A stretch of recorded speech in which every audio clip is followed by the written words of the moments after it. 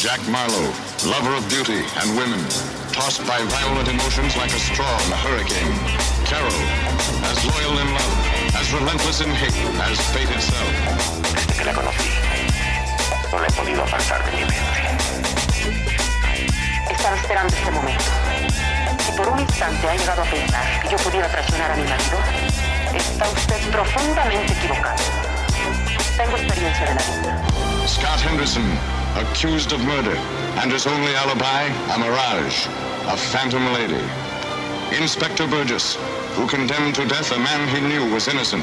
Cliff, a hopped-up drummer who held the key to a crime. Ann Terry, who entered a man's life for one night, then vanished. Give me a break. What's the difference whether my tie's okay or not? It makes a great deal of difference, Mr. Henderson. Yeah? Why? Your wife was strangled with one of your ties.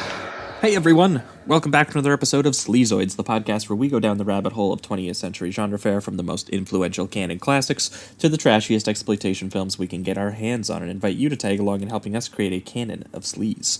Each week is a double feature grindhouse style where we discuss two films loosely related by subject, genre, actor, filmmaker, or franchise, and at the end of each episode, along with our honorary Sleazoids, which you can become by subscribing on Patreon. We're talking incredibly disorienting Orson Welles movies. Join the sleaze.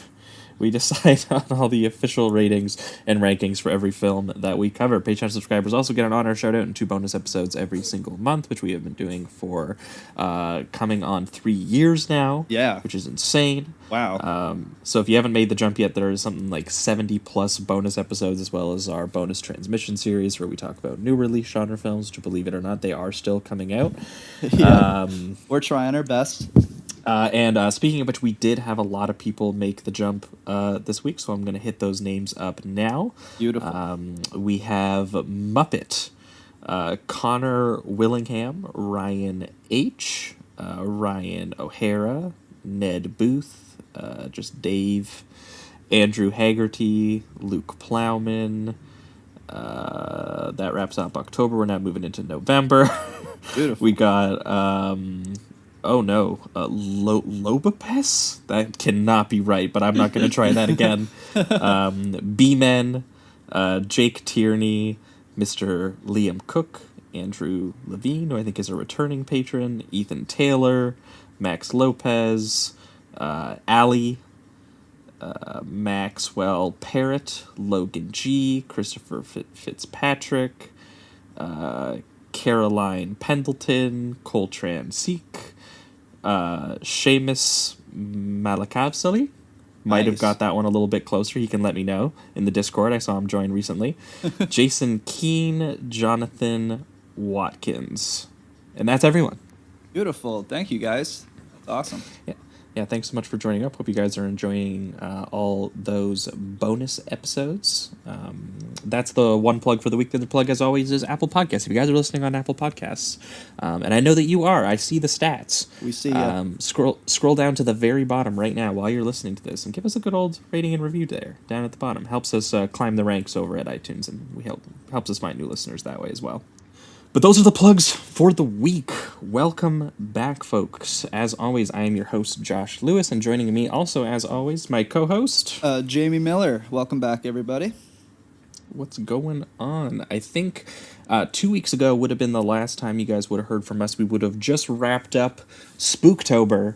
Oof, and we would have jumped month. Into it was a huge month of Spooktober last year, and this year. And I looked at next year. We got another 5 episodes next year. October just gets 5 Saturdays. They love it.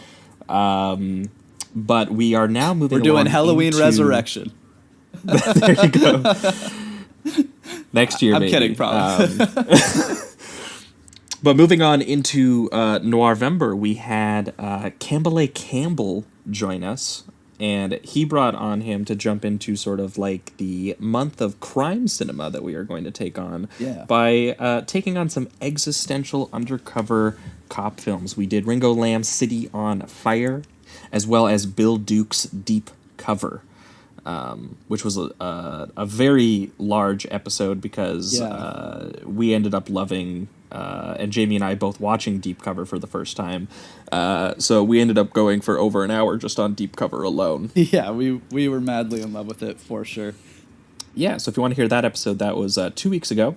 But then last week, we, for the patrons over at patreon.com, we talked about Seijun Suzuki, and we did some Japanese noir. We talked about his two sort of like most retroactively popular, Tokyo Drifter, 1966, and Branded to Kill, 1967. Yeah, very strange his movies. more idiosyncratic entries with lots of visual insanity. Tokyo Drifter, more of like a candy-colored, almost spaghetti western version very of poppy. what Suzuki was doing, and Branded to Kill, more of the black and white expressionist nightmare version of it. But we had a blast talking about both of those, and again, that was last week's bonus episode, so patreon.com/Sleazoids podcast for anyone who wants that one.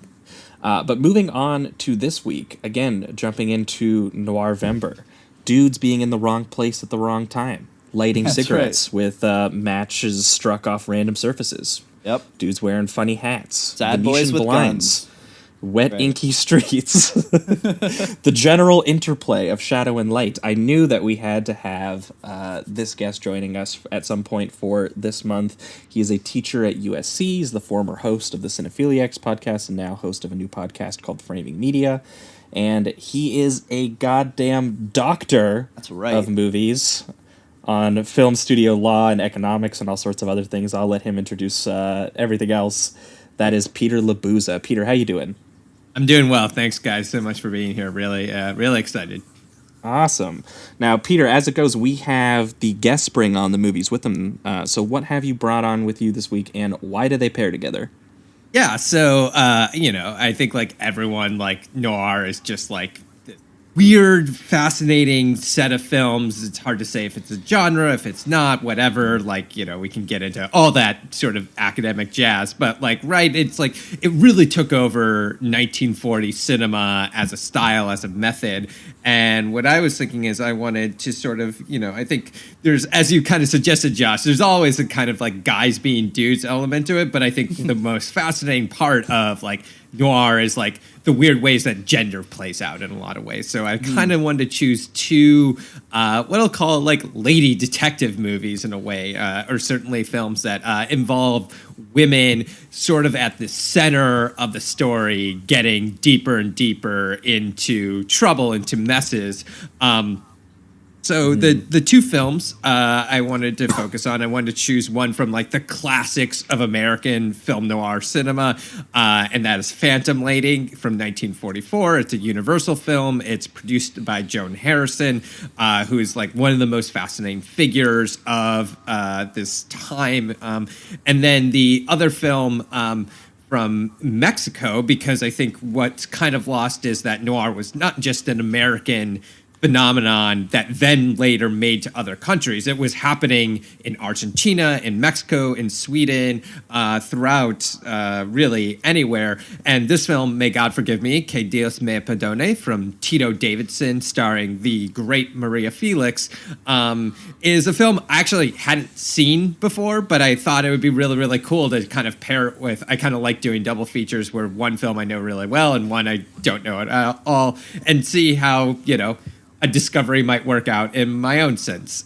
So that's the basic setup of the two films, and sort of focusing on these female characters and these two different countries that have these kind of studio systems working for them. Hell yeah. Well, I mean, that is the most clear explanation someone has given of their double feature choices that anyone's ever given, I think. So I think because of that, we're just going to jump right into it. We're going to start here with, going chronologically, Phantom Lady. Ties okay or not? It makes a great deal of difference, Mr. Henderson. Yeah, why? Your wife was strangled with one of your ties.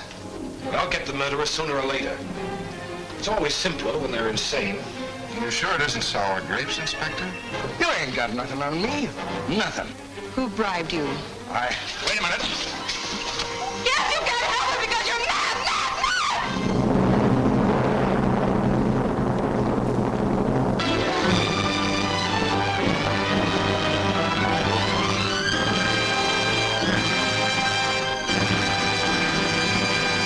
All right, we are talking Phantom Lady, the 1944 American film noir directed by Robert Siadmak. I did not look that up. I should have looked that Siadmak. up. And okay, Siadmak, and starring Francho Tone, Ella Raines, Alan Curtis. The film, as Peter mentioned, was one of the first films produced by Joan Harrison, who, correct me if I'm wrong on this, she was a regular co-screenwriter on a lot of 40s Hitchcock stuff and 30s stuff, I guess, too, because she would have done...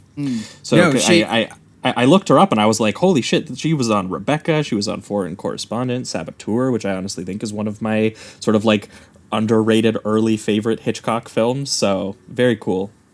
Yeah, she was kind of a jack of all trades in a lot of ways, where she started, I believe, on The Man Who Knew Too Much, the Peter Lorre version from 1934. Right. And, I mean, part of it is, like, she gets credited as screenwriters, but more than anything else, I know a lot of people know about Hitchcock's relationship with Alma Hitchcock, his wife, and her role in really shaping a lot of his films. And a lot of people... there's a great new biography called Phantom Lady by Christine Lane that's about Joan Harrison's history. She was kind of also referred to as a wife of Hitchcock in a lot of ways, like because she was so involved and, you know, was doing everything in these films. So even though she only gets credited as screenwriter, she was working in terms of casting, in terms of production. She was really a jack of all trades. So Phantom Lady, though, was her first film outside of his shadow, in which she was really calling all the shots. I mean, this is like early in Siadmak's career. Like, obviously, he would go on to make a lot of great films like The Killers, and I'm The Killers is fantastic. Crisscross, Cry of the City, but like this is where he's still early in his career. So it's really Harrison who's calling most of the shots on this movie. Yeah, from what I understand, Universal kind of like picked her up and stole her from Hitchcock a little bit and named her, you know, sort of like one of the first. Was she the first female executive producer that they had at that studio? There's definitely at Universal, there's sort of three well-known female producers in the 1940s. The other is Virginia Van Upp, who is at Columbia Pictures, and the other one was Harriet Parsons, who is the daughter of the famed gossip columnist Luella Parsons. If you know Luella Parsons, you may have seen Tilda Swinton playing a version of her in Hail Caesar in the Coen Brothers film. Right. And I believe Luella Parsons was at RKO. So they were kind of the three in the trifecta. I think Joan Harrison, though, I think has the most notable career because of her role in the shadow of Hitchcock and her kind of, she's the main creative producer behind all of Alfred Hitchcock Presents. She like produced, I think, 239 of the episodes. Like, wow. So Oh my God. later, like she really is like the name that drove a lot of his ideas and through his work. And then I think her two noir films that people know, Phantom Lady and then Ride the Pink Horse, which is Robert Montgomery's film. Like those two are classics of the genre. And so she, like, once you step outside of her role in Hitchcock, I think she has really a notable career.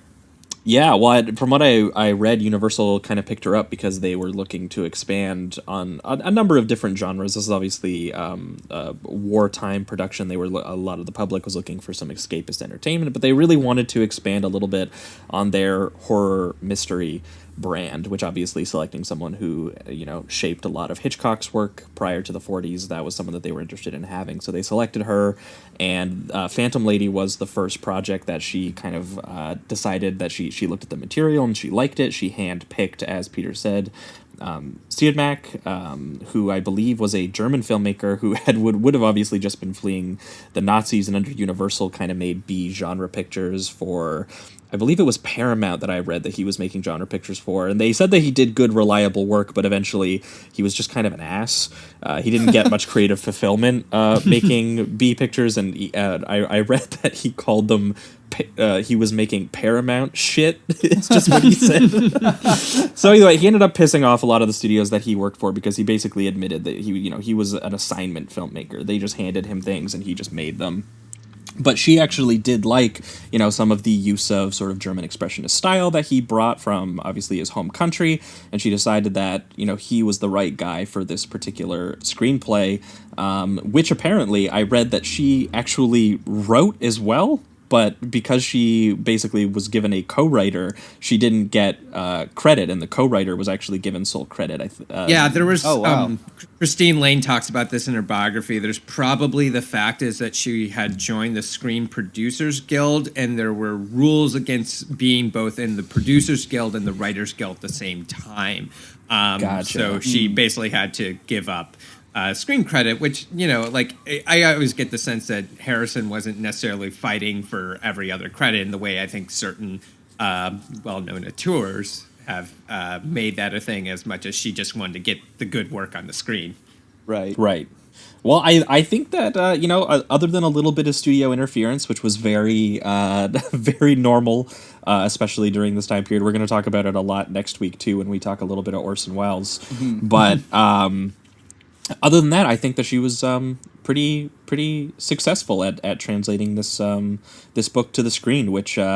It broadly stars Alan Curtis as an engineer named Scott Henderson, who is stood up by his wife on their anniversary, and he meets a mysterious woman who is also alone at the bar, and he takes her to a show that he meant for he and his wife to go to, spends a night out with her, and returns home to find his wife strangled to death very brutally. And his alibi that he was out all night with a woman is shattered by all of the eyewitnesses who saw him that night, who claimed to have seen him but didn't actually see the woman, and thus we have the titular Phantom Lady. Where did she come from? Where did she go?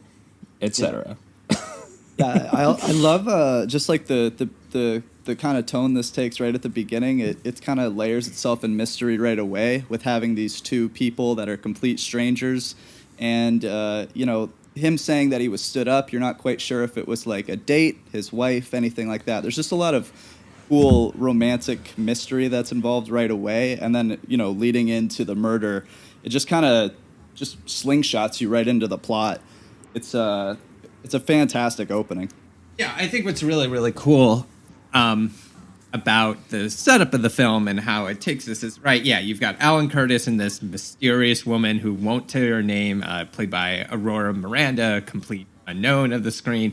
And right there going, like, I think this bar scene has a sort of really, really cool romantic tension, and there's clearly a game afoot, and it's not clear what that game is. And of course, they go to the sort of club where they watch the show, and there's this mystery around a hat. And of course, Elisha Cook Jr., who I think people most recognize from his role in The Maltese Falcon, seems to be up to something and suggesting something. And none of this really makes any sense. And then, of course, Alan Curtis's character, comes home and finds his wife dead. And I think you get this really tense showdown with the police, where I think it's slow. It's not like moving really, really fast in the way I think certain other noirs. It's kind of sitting in the emotional tension that this film's creating. And like, you don't even know where the film's going to necessarily go. And it hasn't even introduced its ostensible protagonist, the Ella Raines character, yet.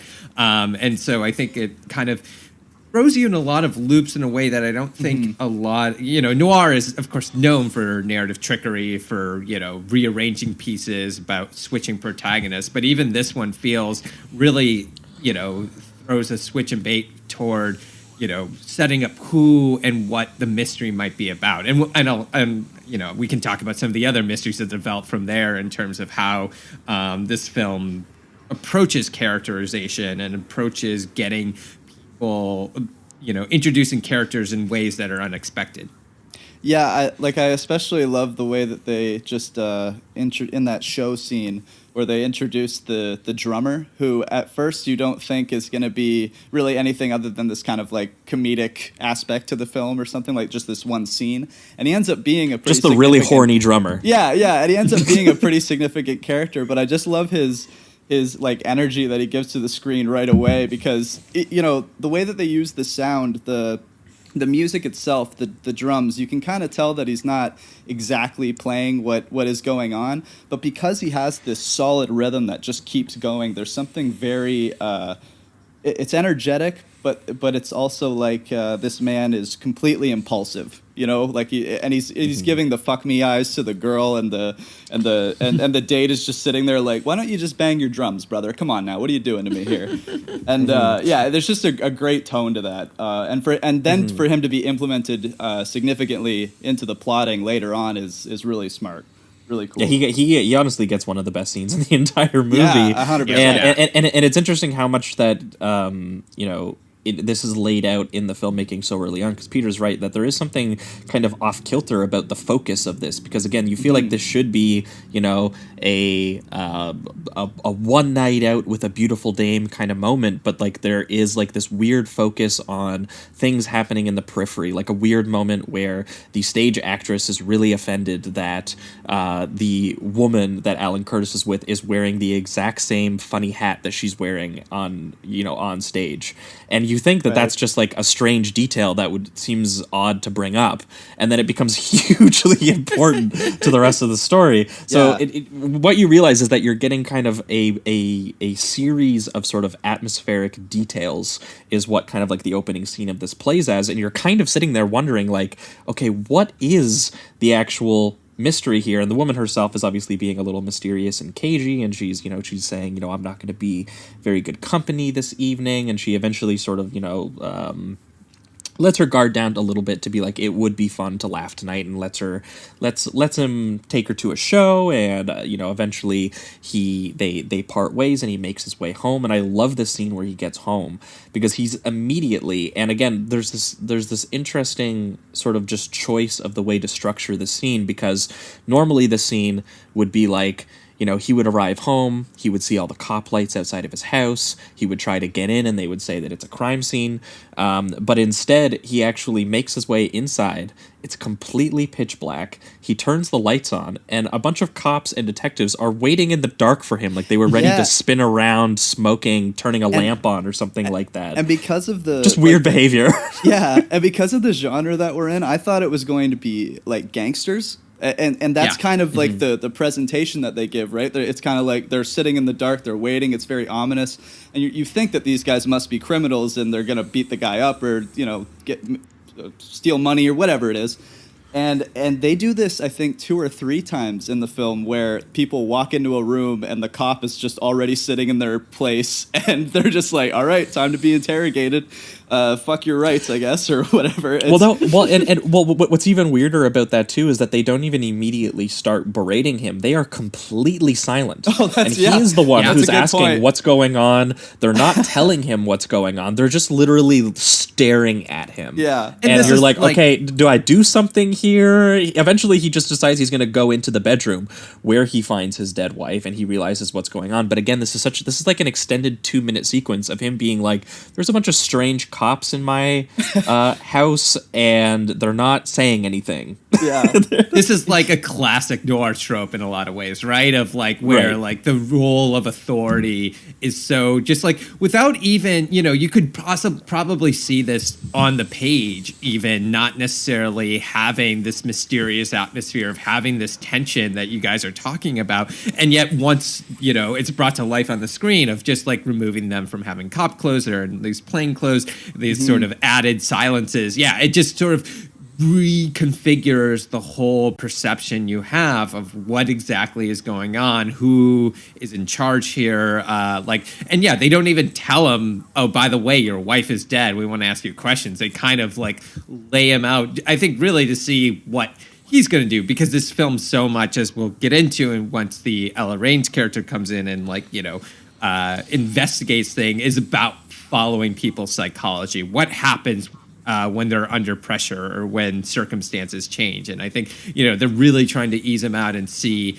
what he says, because it's fascinating, right? We don't know really the details of why he's out on the town until we get to the scene. So even the releasing of this exposition of, oh, this, now we understand the context of all the scenes that we saw earlier is also about creating drama, about us like the cops feeling him out and he feeling the cops out. So it kind of creates this otherworldly sense. And I love the way that the camera moves through about how like the staging and blocking of it is really, you have like, the three cops and they're just like almost squeezing him in the frame. And then, of course, I think the lovely detail when they finally come in and remove his dead wife and like, I think the hand hangs out for a second. And like Alan Curtis is not exactly anyone's idea of like the great actor, but I think that moment in which he looks at his wife being carried out is just one of those things that just conveys the intense emotionality of the sequence. Yeah, for sure. And correct me if I'm wrong, we never see the face of the wife. Is that correct? Never.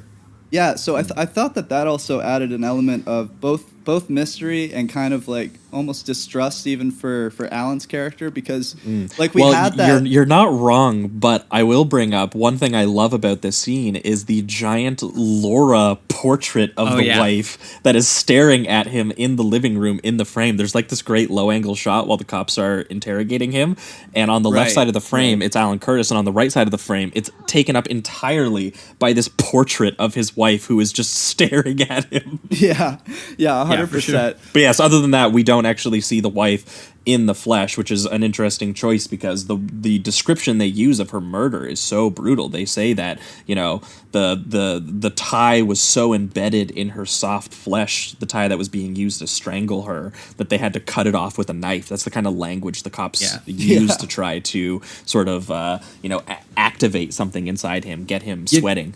Just as an aside, it makes me think, I wonder if this influenced Hitchcock's Frenzy. Have you guys seen it? No, I haven't. Frenzy, I don't think I have. Okay, it's a late Hitchcock movie from the 70s. Oh, yes, I lied. I did. I just recently watched that in quarantine, but I forgot that I did. I went through my whole Alfred Hitchcock master collection set or whatever, and I think that was like the second last one or the last one.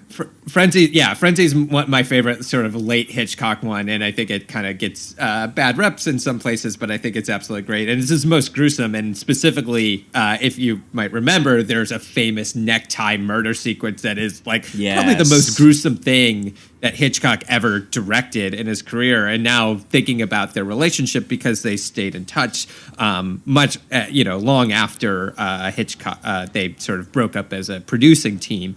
Now I'm wondering if Hitchcock watched Phantom Lady and heard that description is like, how do I film that? Mm-hmm. Yeah, I remember watching that scene and being like, yeah, this is definitely his most graphic depiction of an overt sex murderer that Hitchcock ever got to do, and you almost feel like a little bit like De Palma might have stolen it a little bit for Blowout as well. So it's interesting. But yeah, the broad strokes of this, after again, he finds out that his wife has been killed and he's sort of like the prime suspect. He insists with much conviction that he has an alibi. And we know that he has an alibi because we saw him that entire night. But he starts going back with the cops to all the different various places that he went. He goes back to the bar where they met. He goes to the taxi driver. He approaches the stage performers, including the drummer and the lead actress, who definitely, we know because of the opening sequence, definitely had interactions with her. Obviously the drummer, who was incredibly horny, and the stage actress who was very upset about the hat.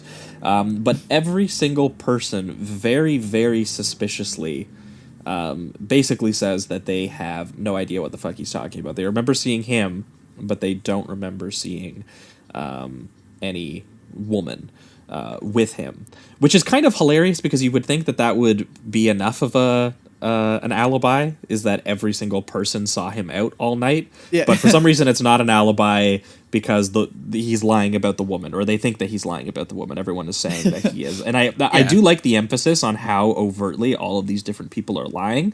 The mystery of the film becomes, obviously, why are they lying? Who's paying them to lie? What is happening behind the scenes? But we know very clearly in the filmmaking, especially when we get to the drummer and the stage actress, who we saw have interactions where literally the stage actress goes backstage and is furious at the woman wearing the same hat as her. Yeah. And I'm like, how would you not remember that? Yeah, and then I think the drummer has that shameful moment of like, okay, I'll stop eye fucking your date so hard.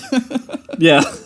It's interesting with the woman, the stage singers, because she's clearly not, I mean, as we'll learn, not in on the deal, but what she is extremely vain about anyone having the same particular hat as her. And of course we'll learn about why that is and how that is. But I think, Josh, speaking of like, the sort of ridiculousness of the alibi, I think it's what also tips off the narrative along the way when we get to Thomas Gomez, who's the police inspector who's leading this, is that, his rationality for why he thinks he might be innocent is because the story is so ludicrous and he commits to the story despite all the evidence against him. And so it's sort of like this question of like, well, why would you commit to such a bad story unless you truly believed it? Yeah, he says something like it's too dumb of a story to not be true or something like that, which is, great little line.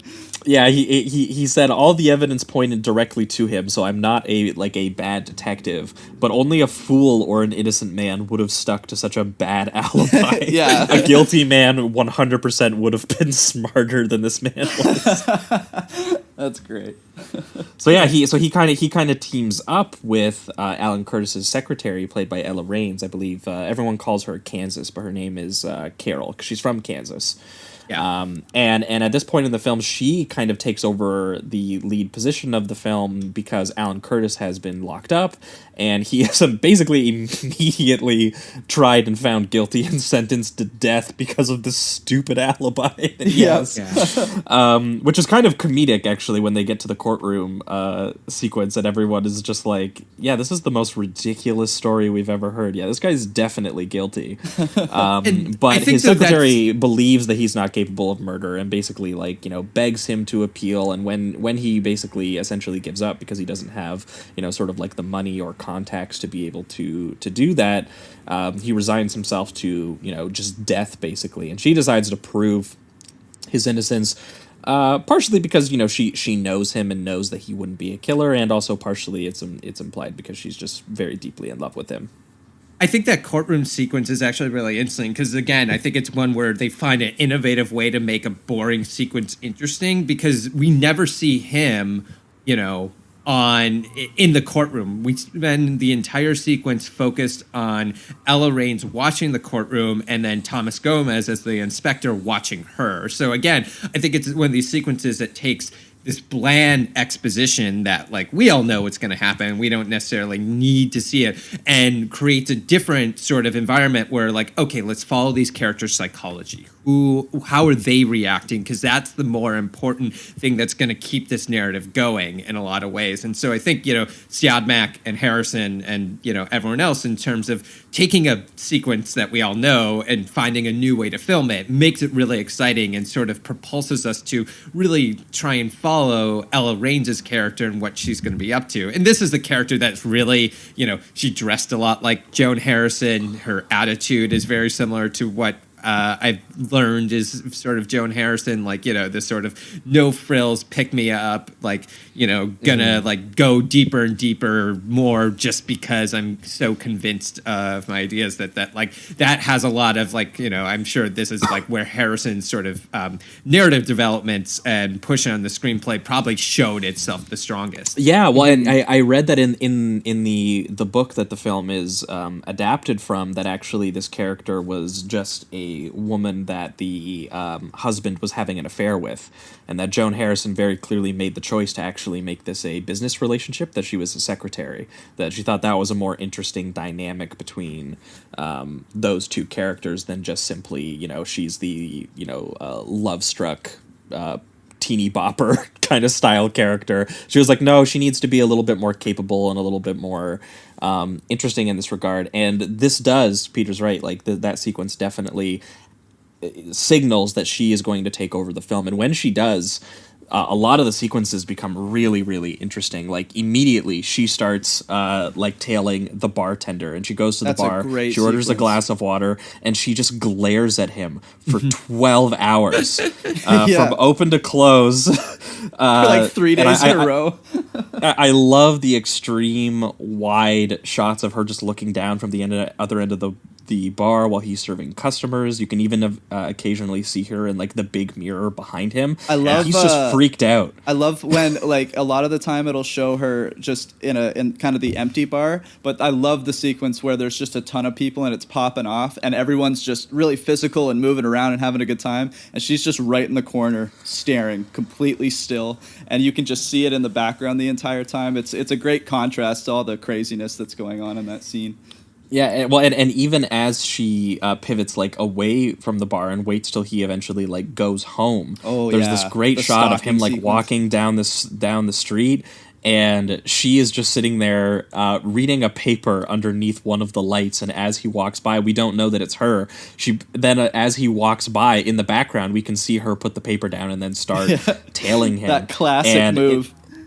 yeah, it's just like, moving in the shadows behind him. It's a creepy little stalker sequence. Just we are in the point of view of the woman who is actually doing sort of like the detective work. She becomes sort of like, what you would usually see the lead PI character of a noir. And it's Right. not, usual to see the secretary kind of get those kinds of scenes. Yeah, there's sort of like these. We get three sort of stalking investigation sequences that I really want to focus on, and Yes. I think there's different turns in each of them that I think show a different sort of gender flip. And you said, this is the woman stalking the man, and that's already interesting. But I also think her character makes a decision that I think is really, really interesting, is that she's not hiding the fact that she's stalking him, right? She's got Right. these heels on that, add to this thing, the suspense. Now, Yeah, they this become part of the soundscape as they're this like leads to- walking to each other in silence. Yeah. Yeah, this leads to some danger, right? When she's at the subway and he comes up behind her because now there's nobody Terrifying. around, and it really feels, and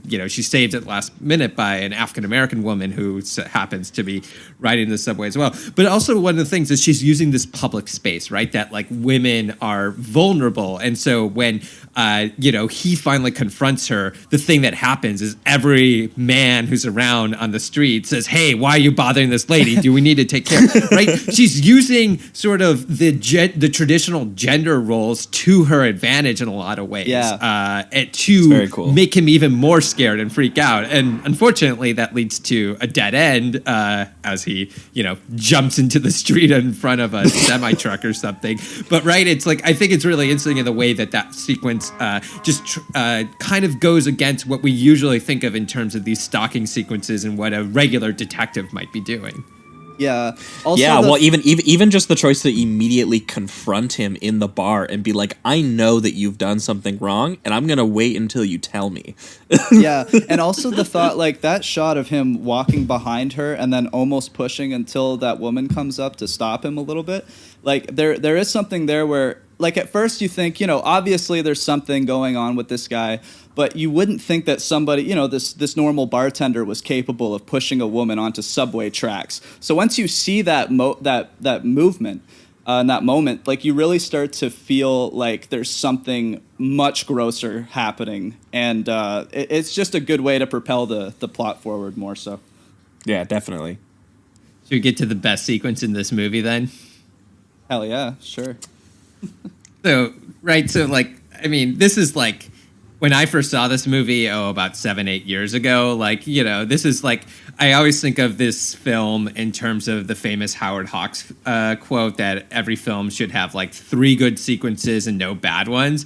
And like this one really, I think, confirms to that in a lot of ways. So Ella Raines decides to, after losing her first lead, is to go to the second lead, which is the Elisha Cook Jr., the drummer, so she decides to doll herself up and really give some fuck me eyes to Elisha Cook Jr., who's really, really, really excited to He is banging get away on into those all drums, this. boy. And really bangs away those drums because he takes her to like an underground jazz club, and like this is a sequence where I know in the production code they really had to turn down the amount of drug use that wanted to be implied on screen. And I feel like just how off kilter and crazy the scene is itself, it like just implies all that drug use for sure. Yeah. I mean, it's a real like acid trip, and you just see like the way that Siadmak's camera enters that room where this jazz quartet is playing. It's like it really does feel like I don't know if you guys have seen like The Connection, the Shirley Clarke film from 1961. It's sort of a hybrid doc about a bunch of jazz musicians waiting for a drug score, but it has that same sort of energy of trying to capture like the beat spirit. And really kind of like just feel like you've entered an entirely different world that's even beyond the world of noir, that feels like it's almost starting to try and, lean toward an experimental type of filmmaking.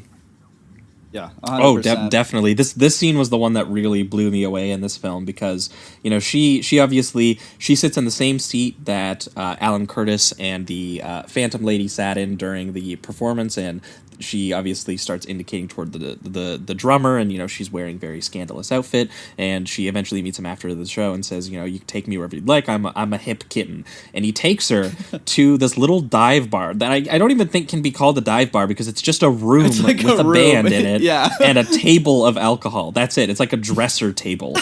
And this sequence is absolutely insane because it goes on for such a long period of time, and essentially it is just the band playing, and the Elijah Cook joins in the drumming and looks at her, and this basically becomes what I'm going to describe as like an erotic musical for about a full minute, and it is just a series of very stylish close-ups and a very rhythmic montage to the music performances where it's just lots of focus on the lines of light and the sweat on their faces, the motion of the players, the texture of their instruments, and he basically does like the drum solo from the end of Whiplash or something while they're like staring at each other.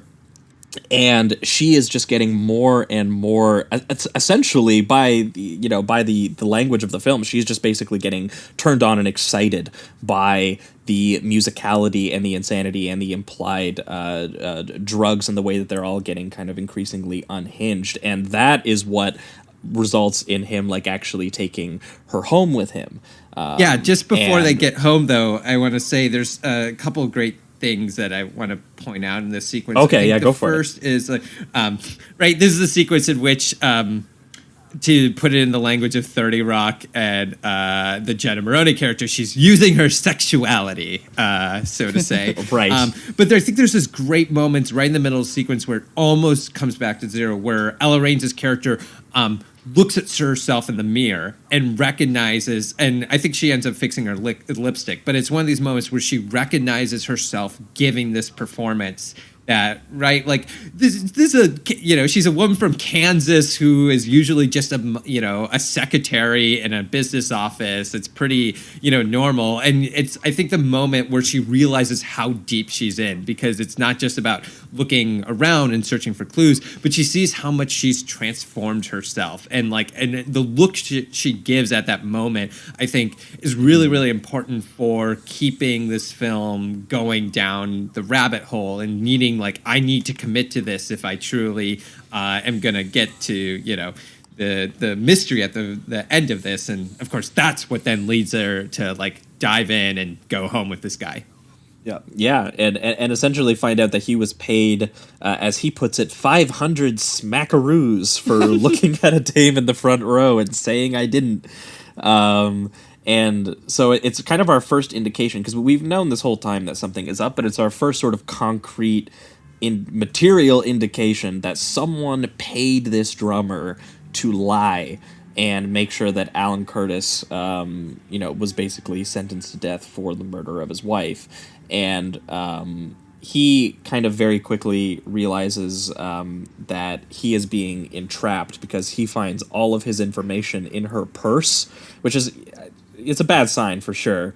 And I think it even has the police head writing on it or something like that. He's basically this, I'm being tracked. Clearly you are undercover or something's going on here. There is this cool little sequence where he gets very upset and he breaks the lamp and rips her dress, and it's very stylish little creepy sequence as she tries to run her way across the street and call the inspector and be like, I've found proof that that Alan Curtis is innocent. But before that they can actually both make their way back there, probably maybe my second favorite sequence in this film is the introduction of Franchot Tone's character.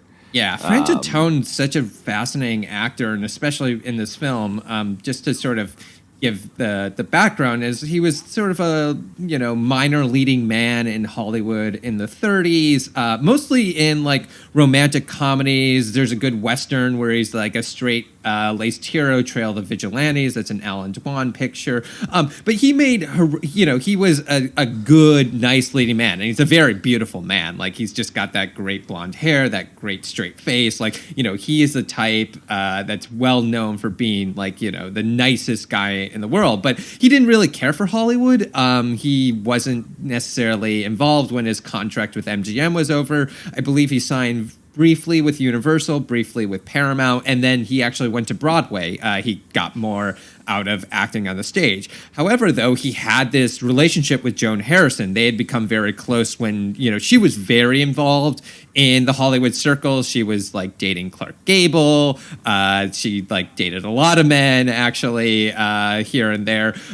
So Joan Harrison's the one who convinced him to come back to Hollywood and make this film, specifically because it was going off type, that he could play someone who was very, very different. And I think audiences would have recognized that it was strange to see Franchot Tone in this type of character, which of course is a classic Hitchcock move, right? Casting Cary Grant in Suspicion, right? Casting against type always makes for more interesting roles. And that's what makes this sequence, again, really, really fascinating in how this character plays out.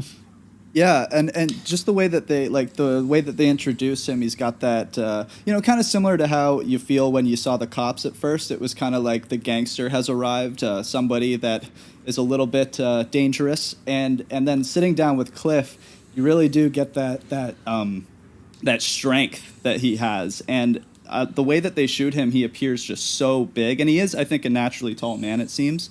But that shadow shot that they have over Cliff's worried face, as you know that he's about to use his hands for violence and to kill, is unbelievable. And the white gloves. And then the genius of the next scene for him to be revealed as this very normal guy that they're actually kind of friends with. It really shows just how versatile he is. And I wasn't familiar with Tone, but now that you say that he was kind of like that romantic comedy leading man, and to use him for this, for sure. Yeah, it's great just because he also has that strength and physicality, so he can really play dangerous as well. It was really good. that monologue that he gets when he starts looking at his hands and he starts saying, how interesting a pair of hands can be. They can trick melody out of a piano keyboard. They can mold beauty out of a piece of common clay. They can bring life back to a dying child. And he basically says that, hands can do all these inconceivable goods, yet at the same time, they can do terrible evil. They can destroy, whip, torture, even kill. And he says, I wish I didn't have to use my hands to hurt a human being. And that's exactly what he says before that. Basically, that spotlight shot of Cliff, very stylish shot of just very harsh direction of lighting on his face, is like interrupted by his shadow just consuming the entirety of Cliff on screen. And, we know just from that what exactly has happened. This is again like one of the weird, great ways that this narrative is set up, because we've been told earlier in the film that there was this party at Alan Curtis's home, where they had a few friends over. They had one friend who was going off to South America for some sort of business opportunity, but we're not told anything. So when Franchot Tone shows up, like, we don't know that he's at all related to anyone, right? That it's like I remember him being the big honcho and the murderer. I just didn't remember like what his relationship to any of the characters were, and it really kind of just, I think, speaks to how this film sets up that you get this horrifying sequence, the sort of way the light, the cinematography by Woody Burgell on the white gloves that sort of almost makes them glow supernaturally, just builds up this villain. And of course then like one scene later, it's like, oh, he is actually deep in it, and he is going to be along the ride of this detective mystery for the same time. And so, like, right, you've got some really weird characterization going on here. Yeah. Yeah, it's really good use of dramatic irony and really makes the back half of the film like much creepier than it should be, because we're introduced to him as this almost this supernatural psycho killer, and then all of a sudden he's the charismatic business partner for the rest of the film. He plays the rest of the film joining as part of the investigation and just kind of talking with everyone, and it's kind of the reverse of the giant famous Orson Welles reveal in The Third Man, where they spend that whole movie building up his character and talking about him, and then there's the reveal, and then there's the conversation with him where he's saying a whole bunch of really horrifying things, but at that point he's been so mythologized by the characters. And this one works with the exact reverse, where we get that horrifying introduction first, then we spend time with him as just a charismatic businessman, and I found that just so troubling in scenes that wouldn't normally be troubling, because all of a sudden then you're just having scenes where, you know, she's going and visiting him at his prison cell, where it's just a room separated by like torso high bars, which I thought was not exactly what I thought a prison would look like in the 1940s. That but sequence, I go. think, that shot specifically of with the light coming down, I think is exactly where the the Coen brothers ripped The Man Who Wasn't There from. Yes, yeah, that heavenly light that's coming through there is so bright. But when you get just normal scenes where they're, you know, he's just talking to his close friend, and we're sitting there going, oh man, that guy could strangle anyone in this room at any second. Yeah. It just brings a different kind of vibe to those sequences, which I thought was quite strong. I also love like the subtlety that they'll have. He has like a line that says something. He's like, "There's a genius behind such audacity," like almost trying to make an excuse, like have people praise the killing so that he can almost, I don't know, feel something good about it or something. And then the guy replies with, "No, it's only madness," not really giving him anything at all. And I found that interesting, that because we already have the knowledge of him being a killer, those subtle little lines of dialogue just cut a little bit sharper. It's fantastic. You can really tell that Tone is a Broadway performer and makes use of his body in so many ways, just not only his height, but like you can't watch any scene in this film without watching his hands and watching where his hands are going to be, because I think he's so good at using them as signals of where his psychology might be at any moment and what's sort of motivating him as he thinks. You know, I think there's this sequence just in his apartment where we learn he's a sculptor of some type. You know, he's a genius artist. It's fucking with his Art hands. Deco ass apartment that he's got. Yeah. And just like where his hands, like I think there's a couple of times where he, like, you know, he's just putting his hands over some of the sculptures he's made, and you can just feel the tension that is sort of reveling off him. For sure. And are those are the head sculptures, right? Yeah. Yeah, because they even have a small sequence where like one of them, it almost appears like Anna is frightened at one of them, because it seems like she goes in to call the police because she thinks that she found the killer. And then when she goes outside, she gets almost startled by like one of the head statues, and I just found that's because the hat wasn't on it anymore. Right. Because previously right. they had set the hat that was going to prove that he was innocent on top of it, and then she comes back out and the hat's missing, and she knows that he's sitting in the same place, but that hat is gone now. Yeah. So he's clearly aware of the situation, and most of the film actually becomes him basically trying to manipulate her investigation by getting inside of it. But at one point he even tells her that she should stop, because this is a man's job, the private investigator detecting, and she basically just says that I need this, I want to put an end to the death and the madness. And he has this great line where he just said, where he never basically thought of his actions as madness, and he was like, that's actually a frightening word. Maybe he hates killing. And it's one of those things where, like, if someone said that to me, I would be like, you sound like you've thought a lot about this killer. You've psychoanalyzed him a little bit. Yeah. I think there's to sort of move the narrative along. Like, right, like, so they go, of course, to the third person because Elisha Cook Jr. is dead. So they go back to the theater. The theater's closing down. The singer absolutely wants nothing to do. She checks the dressing room. The dressing room's already empty. It seems like it's almost like a dead end. And then she just happens to notice, it works out coincidence where the singer has left early on an earlier plane, but the secretary is still there, and Ella Raines notices one of the boxes where a hat is in, and not that specific hat, but like, oh, she knows the specific maker of these unique hats. And we learned the reason that this singer was so upset about it is that each hat is individually made for her because she cannot have any others. And there was an undersecretary who happened to make another one and sell it to this woman, which feels like a bad idea if you're trying to, concoct a whole murder situation for various reasons. But like, it works out very well for everyone involved in this situation. And, it's just one of the, again, picks up on like the female intuition of following. And I think it really, the sequence that surprised me most this time when I had seen it, obviously the acid sequence, the hand sequence were like favorite, but it's the sequence where Ella Raines confronts the woman, the Phantom Lady, who we learn seems to be like emotionally trauma and unstable and basically like unable to speak. And why I think this is like one of these great sequences that really comes out of Joan Harrison is what the Ella Raines character does is shows empathy and listens and tries to just draw her out sort of on a woman-to-woman to show friendship toward her. And like, this is a sequence that, right, if you had Philip Marlowe, if you had a Robert Mitchum-like character, you'd never get anything like this.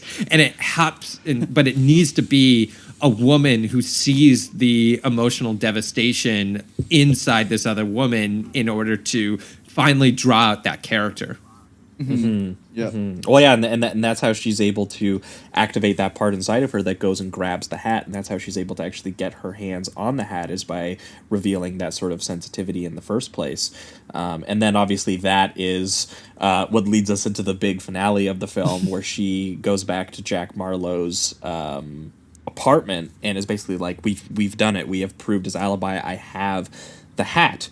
That which again, it's so funny how like thin all of this alibi stuff is. Like the existence of this hat all of a sudden makes that ridiculous alibi like more plausible.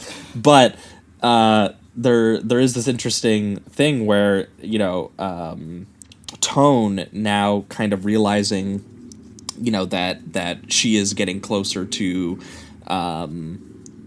catching him, essentially, or figuring out, not necessarily figuring out exactly that it's him, but finding out that there is someone else, and they're going to strike up an investigation where they eventually will find him. He, in this very strange looking apartment with all kinds of like, he has like a giant open space with like what looks like a therapist bed that he's laying on, surrounded by a whole bunch of his own like clay statues that it's implied that he's made himself by hand. And there's just a really strange, sort of vibe that he gives off as he's, saying, we should wait here for Burgess. And I think leading up to the scene, there was this part where he's like driving her around, and he is the one, I think, who it suggested calls Burgess, but it was kind of unclear whether he actually did or not. Well, he just kind of goes to the payphone.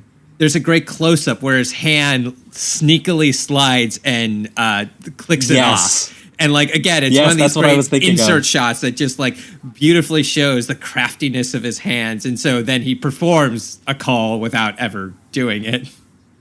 Right. And yeah, I love that shot where he's on the payphone, and then in the mid-ground between them, you can see the kids playing outside in the gas station, and then you can see her in the car, and it's just this wide shot where you get all three of them at the same time as he's manipulating the situation to get her back to his apartment. But as soon as she puts the hat on the giant head of the statue, as we mentioned, and she goes into the bathroom to freshen up, and she finds Cliff's info and her purse, essentially, which she knows had to have been the person who killed Cliff while she was across the street calling the detective. So she now makes a call and then spots that the hat is missing now, and she's kind of caught up with us in knowing that he's the killer. And there's this interesting element where he is, he's clearly manipulating the situation, and he kind of knows what that she knows on a little bit on some level, but he's not making any immediate movements, which is so scary. And he's basically just complaining that his head is on fire, I think is what he says.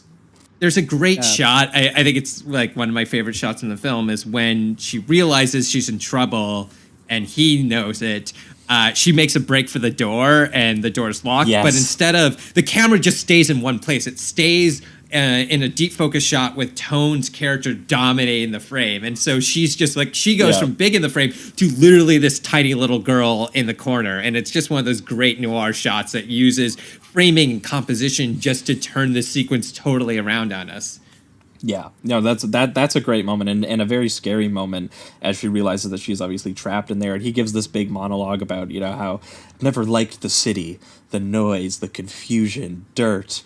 I don't belong here, and neither do you. Don't suffer. Come with me, which I believe he's relaying the story that as he's confessing that was basically what he said to Alan Curtis's wife. And that he was having an affair with her, and she was just doing it essentially, as she says, for fun. That it didn't really mean anything, and that she's not going to run away with him essentially, and that really makes him angry. And is what I think he says that she laughed at him, and that was kind of like the trigger for him.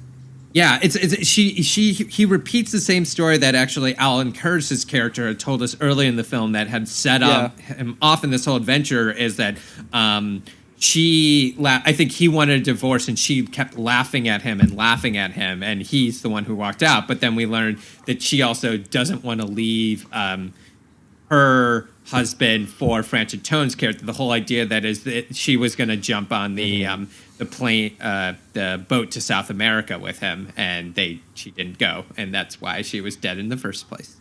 Damn. Yeah. So Alan's character was just like, fuck it, I'll go to a bar, and the other character was like, I'm gonna kill her. So definitely, with one of his very specifically fancy ties. Yes. Yes.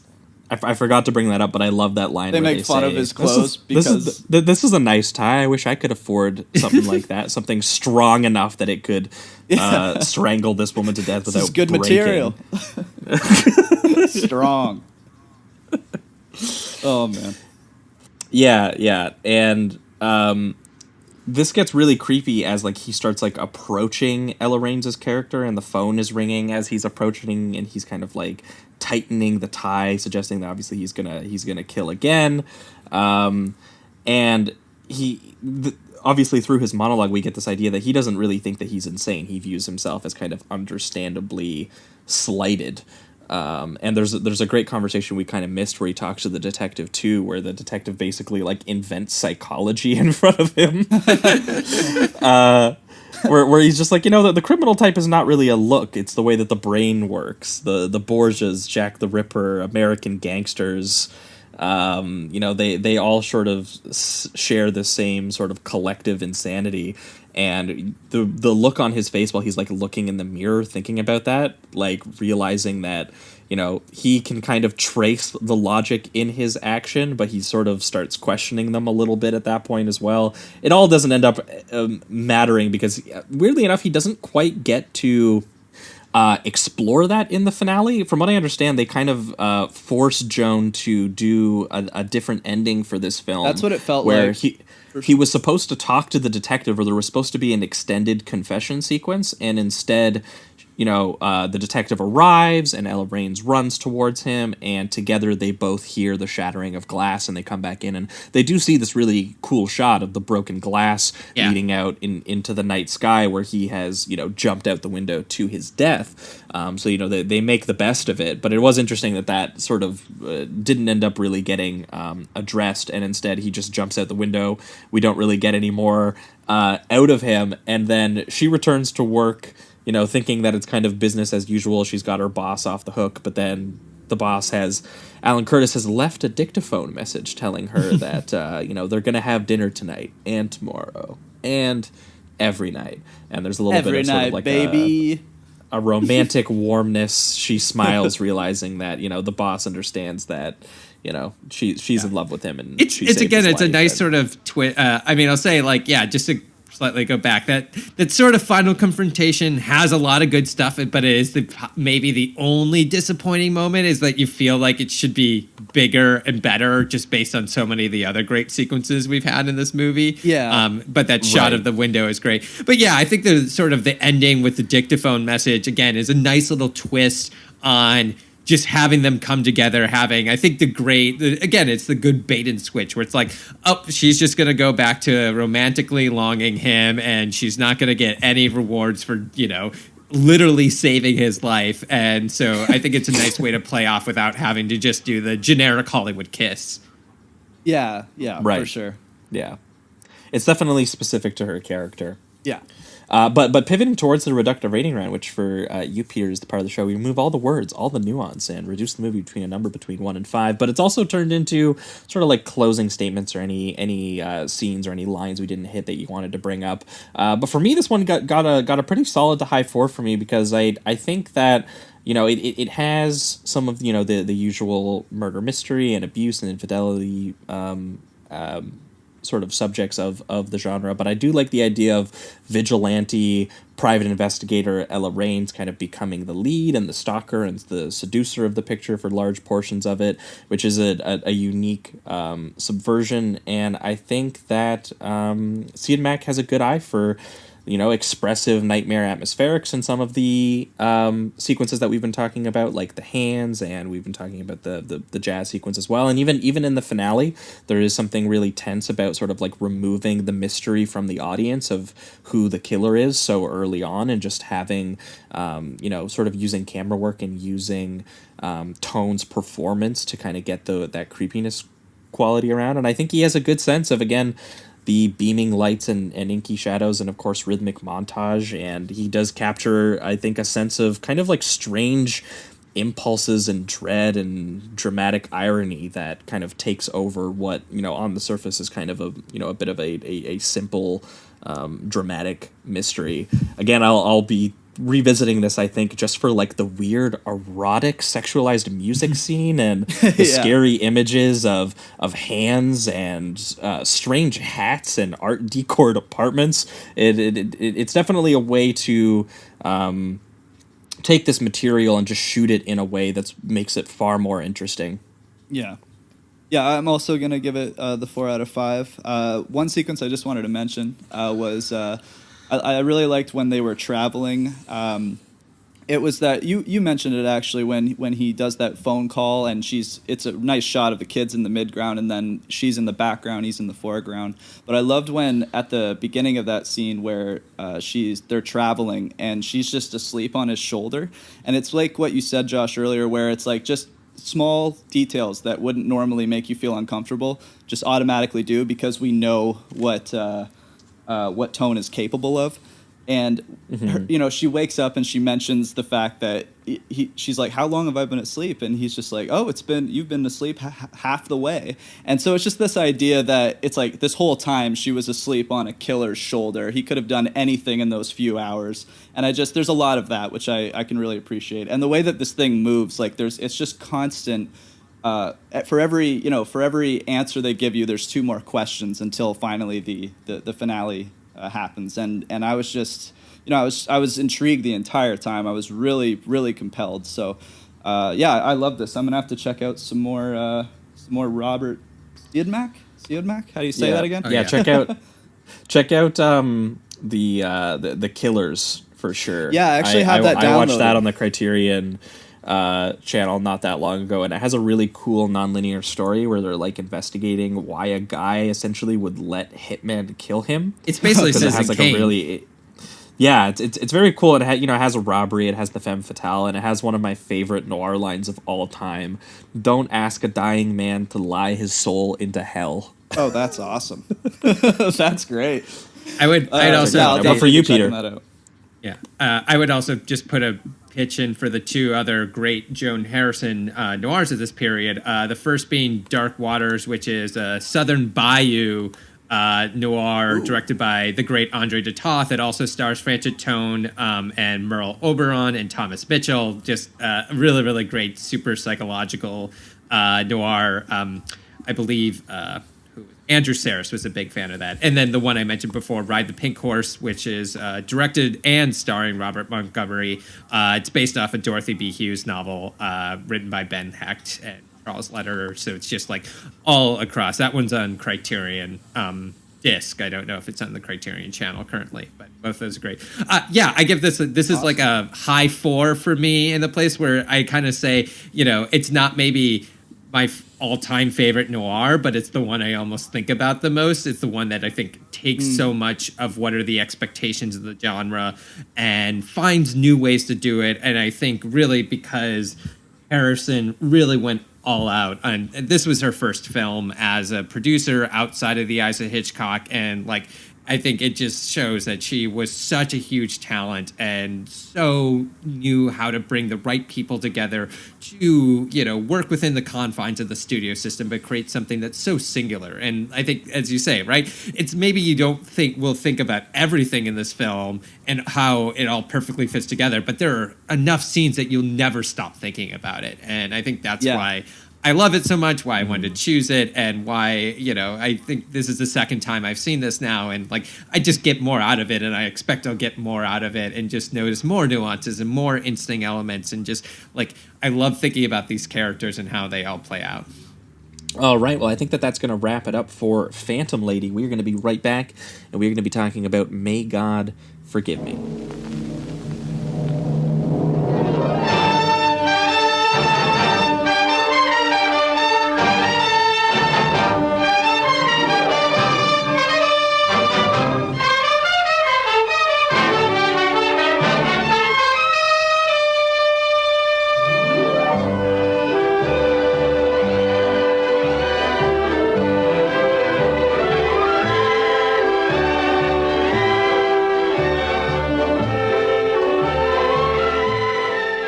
All right, we are back, and we are talking May God Forgive Me, the 1948 Mexican espionage noir directed by one Tito Davison, and starring Maria Felix, Fernando Soler, and looking at I'm trying to find out who the last guy is. Is it Julian Soler? Are they related? I did not know that they were related, but they have the same last name, so I'm gonna. Maybe I shouldn't assume that at the moment. Oh. But broadly, May God Forgive Us takes on the subject of European refugees in Mexico after World War II, and sort of follows Maria Felix's character Sophia, who it is implied is a concentration camp survivor, who has made her way into Mexico and is infiltrating the rich and high society potential warmongers who profited off of her suffering. And we're going to be upfront. We watched a version of this film that was a low quality rip with auto translated YouTube subs. Yeah. So there's going to be some specifics we might all need to elaborate together to figure out exactly. I think a lot of us together will get the broad strokes just fine. Absolutely. But Peter did bring on a very obscure film, which is awesome. We love talking about this, especially just the idea that, Peter's right. I did not know that there were Mexican noirs coming out at the exact same time that we were seeing American noirs. So it's very cool to see that, which we get, we'll get into as we talk about this film, because there's some really interesting dynamics that they get at in here, and they were doing some interesting things with the style as well. Yeah. Yeah. Go ahead. But maybe Peter, you can start by giving us some of the historical background. You've actually researched, I believe, sort of like the Mexican studio system and stuff like that around this time, correct? Yeah, I did a piece a few years ago about for Little White Lies, the British publication. I was specifically looking at Disney's runaway production of The Littlest Outlaw, which is one of the very nice Disney films at the time, but was actually relied a lot on Mexican labor and Mexican director Roberto Galvedon. But I think there's been more interest in sort of these Mexican and Argentine teen noirs, just to give a basic history, is in the silent period, there wasn't much Spanish language cinema, obviously, because there was silent cinema, and Mexico relied a lot on American imports. There were questions about that. There were one time was an embargo of all American films into Mexico, but American films are very popular and actually helped create a more cosmopolitan environment in a lot of the large cities. A lot of people from Mexico poured into the industry, women wanting to be stars, people trying to find labor, but a lot of just craft people who are looking for jobs realized that there were a lot of jobs in Los Angeles, and if they could take the trip, from Baja California, from Tijuana, from these spaces to Los Angeles, they could get work. And then when the Mexico film industry really got started in the 1930s, it became very, very popular very fast. Basically, and this happened with Egypt and the Middle East as well, but Mexico had a strong studio presence that then could export throughout the entire Latin American and Caribbean regions to any Spanish language country. People were just happy to see Spanish language films. Musicals became very popular, and then comedies with people like Pedro Armendariz and Cantinflas. And then in the 40s, the money came in. That's what really, really transformed. I think there was just a lot of money pouring in, and a bunch of studios, including the one that produced this studio, Filmex. They were making at say classical Hollywood studio levels, 100 films possibly a year. So there's just a lot of stuff and a lot of genre stuff and a lot of stars developing in this industry that then could go ever. And because so many of these people were trained in Hollywood studio production in the 20s and 30s, they knew all the tricks, and they watched Hollywood films and they watched what was going on, and there was just general exchange. I think the most famous film of this period, ironically in a lot of ways, is The Fugitive, the John Ford movie. It was his first independent film. He shot it in Mexico. The cinematographer is the great Gabriel Figueroa, who became one of the great cinematographers of Mexican cinema throughout this period. That's a Henry Fonda film where he plays a Mexican priest. It's based on the novel The Power and the Glory. That's a Graham Greene novel, and it's sort of his resistance to some of the gangsters in town. And I think that kind of becomes this sort of focal point, but there are so many great noir films coming out of Mexico throughout this period. Films like Salon Mexico. I'm gonna hold on one second. Let me titles. I've seen a bunch of them, but I always forget the names. They always have very generic names. Another Dawn, this film Twilight I've seen, Crepúsculo is very good. The biggest problem with a lot of these, of course, is they don't get releases or restorations. The work that the Film Noir Foundation, which is based here in San Francisco, has been doing a lot of work, but they aren't necessarily making it to DVD or good versions yet. And so I think this film has played a few times on 35 millimeter in the States as part of these retrospectives. But unfortunately, the best releases are usually a VHS copy from the 90s or a rip-off cable TV somewhere in Mexico, and you kind of have to work from that. Like I said, I actually hadn't seen this one. I just kind of saw the pitch for the story, and I was like, well, that seems like a good pairing with it. And I actually always love a double feature that's something you know really well and something you don't know at all, and you don't know what's going to be. So my Spanish is okay enough that, I was able to follow the story, and I always have this line. Oh, nice. I used to work for IFC, the independent film company, doing some work for them, and that often required me to watch some of the films that they picked up for distribution, and I'd have to watch them without subtitles.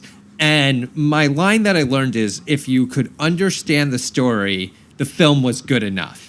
And if you couldn't, then the filmmaking wasn't good. And so I always argue that people should watch films without subtitles, even from countries you don't know, because, are you watching for the story? Are you watching for, the great actors, the actresses, the camera movements, the performances? And I think this is a film where, I would certainly want to know a little more of the details of the story because I feel like I am missing things in certain ways. But there's also just the great Maria Felix at the center. Just, Maria Felix was one of the all-time superstars of this era, if possibly the superstar. Yeah, I knew that just by looking at the poster because her name is bigger than the title of the film on the poster. She's the cell for sure. I mean, and it's literally just a picture of her face. I'm not even sure that it's her character from the film. It just looks like a drawing of her. Yeah. We got Maria. If you haven't seen Enamorada, which is the film from Emilio Fernandez, the camera cinematography is by Gabriel Figueroa. This is a really, really wonderful romantic comedy that's, I believe, a remake of a Shakespeare adaptation of a Shakespeare play. Pedro Almodóvar plays the dashing star. This film was just recently restored by the World Cinema Foundation, which is run by Martin Scorsese. It premiered at Il Cinema Ritrovato a few years ago. I hope it plays or gets a release on DVD or something. It's absolutely lovely, and that's the film that made Felix an absolute star. She also has a brief role in a genre noir film. I believe it's French Cancan, but maybe someone can correct me on that later in the show notes. And she also starred in one of the lesser known Luis Buñuel films, Republic of Sin. Right. But so she was just so involved in this is she was one of those actresses at this time that's making 6-7 movies a year, right? It's very classical studio style where it's it's hard to do. But her big thing, and I think it's very, very pointed in this film as well, is that she was the Mexican other, right? She has a darker complexion. She sort of always seems to call back to Mexico's indigenous past in a lot of ways. And so she's kind of always playing these fish out of water within a broader Mexico society. And of course, we get that in a sense here, that she is this mysterious woman.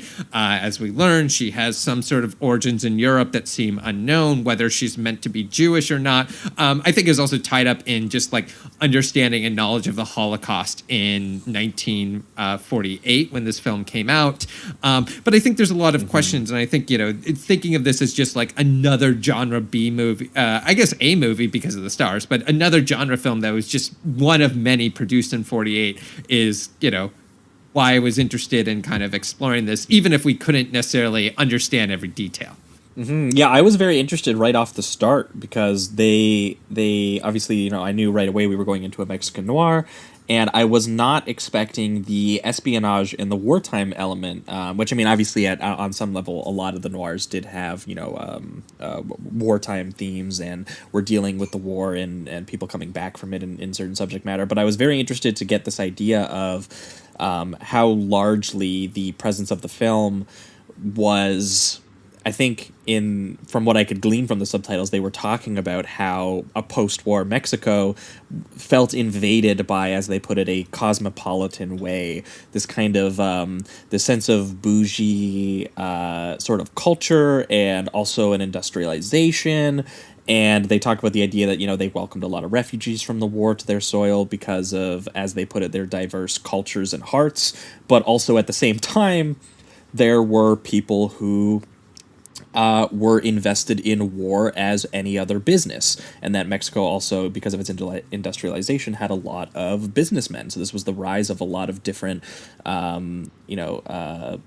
people's wealth, and it was interesting to see this from the point of view of Maria Felix's character, who she is very briefly early on. You actually kind of think that the rich man played by Fernando Soler, I guess his character's name is Don Esteban Velasco. You think that he is actually kind of the character we're following briefly in the opening scene of in the film, as it kind of replicates similarly with Phantom Thread. There's a scene at the bar where the guy is entranced by the mysterious woman who's sitting nearby, and it was very interesting to get this idea of immediately it investigating sort of the class and the high society element, and hearing them have blatant conversations about tanks kill people, stocks go up in value, and it's something that you don't necessarily like. Obviously, there's been noirs that have talked about war profiteers. We're going to be talking about one next week, actually, as well. But it was just something interesting I didn't quite expect to see in this film right off the start, and then to bring in Sophia's character, who kind of has a role, from what I could glean, that reminded me a little bit of like sort of like a Marlene Dietrich kind of role.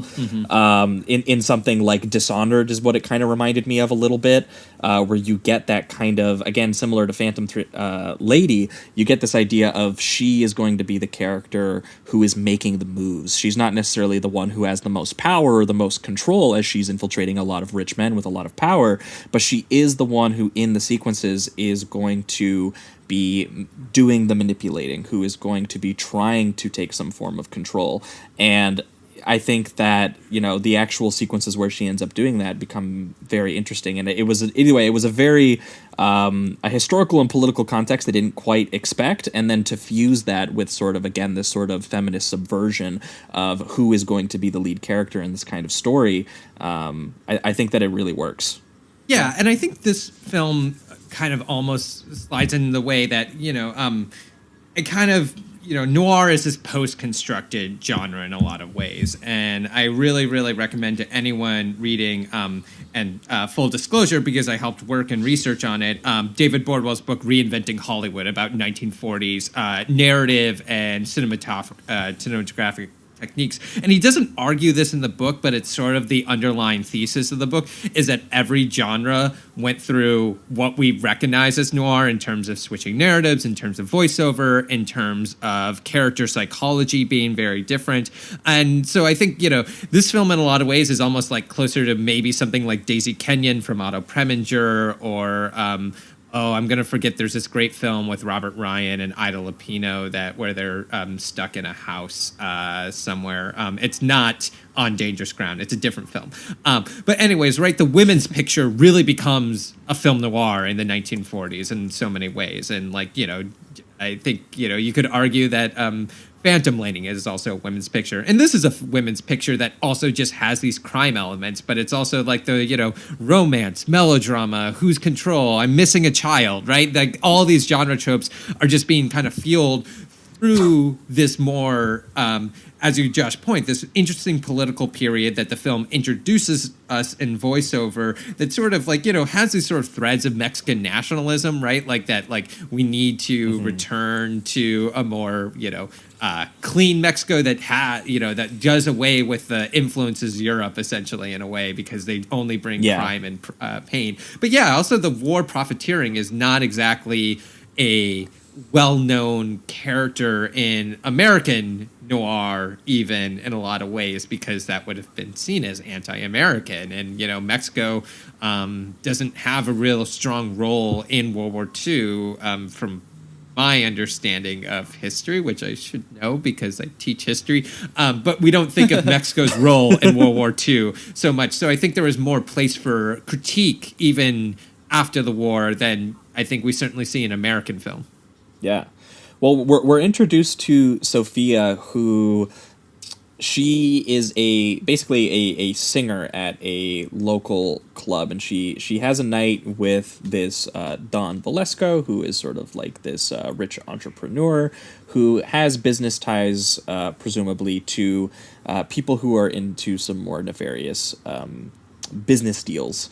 And Valesco kind of like opens up about his loneliness to her, and I was actually surprised at how much it reminded me of the opening scene of Phantom Lady, where it's just two lonely people meet at a bar, and they express that to one another. And you know, she has a one night out with him. She even rests her head on his shoulder while he's driving her home, and she arrives home, and because up until this point, once again, we kind of just assume that this could just be another you know, as a sort of like romantic opening sequence. But when she makes her way home, she is actually offered or confirmed to have received her contract to get information about supply material reports, presumably about war profiteers, for $50,000. And we now understand that, you know, part of this was, you know, hoping that, you know, one of the rich guys who's, you know, involved with these guys would notice her and that she is actually going to make her way in and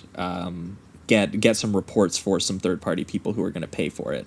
And large parts of this film then are her just making her way in and accepting the role of sort of wife of the local rich guy hanging out in the beautiful villa.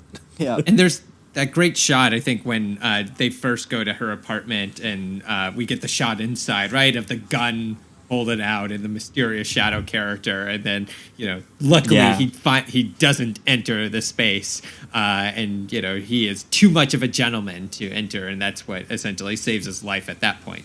Yeah.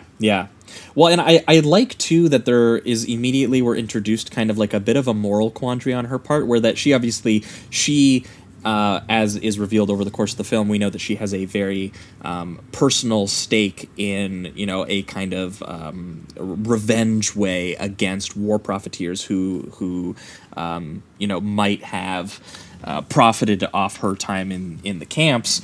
But at the same time, there is, I'm not sure I would say something genuine, but there's something about this idea of Valesco's like he seems like a pretty charming, kind of unassuming guy. By the end of the film, I mean, maybe with more detail in if someone did clearer subtitles, I would understand. But I didn't even get the idea that maybe he was necessarily the guy. No, she was actually trying to get the guys kind of around him, is what it felt like. I felt bad. And then she ultimately kind of feels bad. Yeah, I believe it's his undersecretary, which is an interesting dynamic.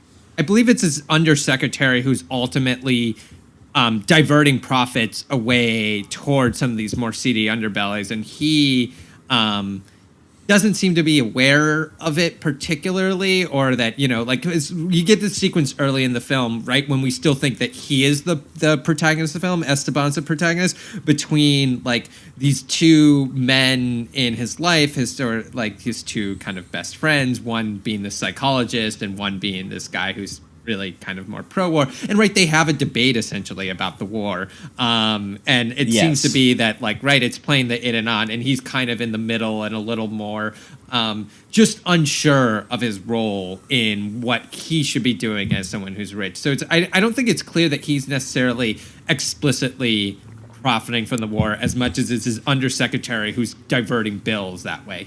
Right, and he's just the way in. And what I find is so interesting is that she ends up, being kind of troubled by that. I mean, obviously, this goes to some places where a couple of these characters end up dying in kind of some pretty brutal ways. And I was surprised that sort of like the back third of the film is kind of her being upset about kind of like the ugly actions she has had to take to get some sort of semblance of closure, or the title implies a little bit of a religious salvation as well as the ending, that she, and I found that a little bit more morally interesting even than where we kind of started at the beginning of the film. And even though I did enjoy too a lot of the sort of like undercover sequences that we get, there's one in particular that I found just on a visual level. Again, I couldn't quite tell exactly what the specifics of the deal was that was happening in the scene, but the filmmaking itself had me a little bit tense. I'm thinking of the scene where her new husband Valesco and his sort of like understudy, as Peter mentioned, are having a deal at the table, and she was in the library before that. I think she's searching for some of the reports, and she finds that he's got them in like a leather briefcase that he then takes to the meeting. It's actually she is searching for the receipt for the bracelet because she wants to sell the bracelet. Because if she gets the money, then she can get her daughter, who we learn is currently still in a concentration camp. It's not clear exactly when this film's taking place, but I believe it's happening. It must be happening during the war.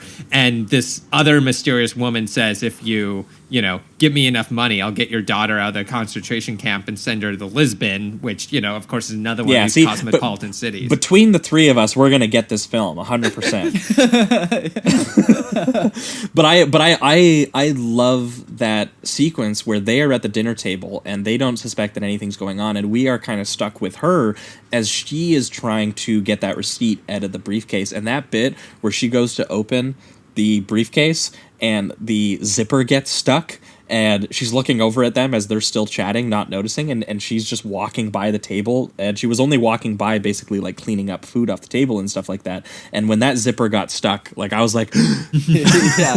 I was like, no. They do. So I do subscribe to Peter's theory that if a film can get you to do that when you don't even know what's happening, Yeah.